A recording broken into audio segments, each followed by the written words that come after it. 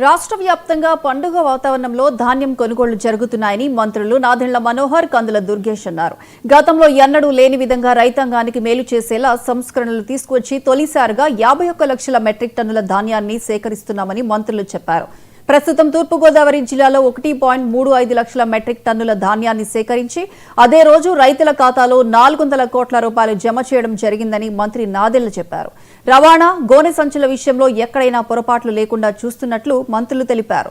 వర్షాలు వచ్చే సూచనలున్న నేపథ్యంలో ఉచిత టార్పాలిన్లు రైతులకు అందజేశాం. ప్రభుత్వ, ప్రైవేట్ స్థలాలే లేఅవుట్లలో ధాన్యాన్ని ఆరబోసుకునేలా రైతులకు అవకాశం ఇస్తున్నట్లు మంత్రి దుర్గేష్ రైతులకు వివరించారు. ధాన్యం కొనుగోలు రాష్ట్ర వ్యాప్తంగా ఒక పండుగ వాతావరణంలో రైతు సోదరుడికి అండగా ఒక భరోసా ఇచ్చేటట్టు మా కూటమి ప్రభుత్వం గౌరవ ముఖ్యమంత్రి గారు చంద్రబాబు నాయుడు గారు, అదేవిధంగా గౌరవ ఉప ముఖ్యమంత్రి గారు పవన్ కళ్యాణ్ గారి నాయకత్వంలో గతంలో ఎన్నడూ లేని విధంగా కొన్ని సంస్కరణలు తీసుకొచ్చి రైతాంగానికి మేలు జరిగే విధంగా అనేక కార్యక్రమాలు చేపట్టాం. మీ అందరికీ తెలుసు, ఎక్కువగా ఉభయ గోదావరి జిల్లాలోను, కృష్ణా జిల్లాలోను మన ప్రాంతాల్లో ఈ రైతులు ఎంతో ఎంతో కష్టపడి ఒక అద్భుతమైన కార్యక్రమం ద్వారా అన్నపూర్ణ లాంటి జిల్లాలని ప్రపంచవ్యాప్తంగా ఒక అద్భుతమైన పేరు తీసుకొచ్చారు.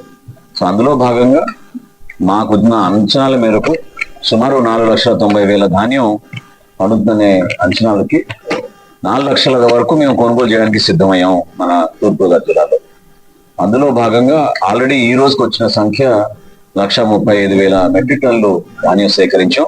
అంటే సుమారు 400 కోట్ల రూపాయలు ఆల్రెడీ రైతుల ఖాతాలోకి జమ చేసాం.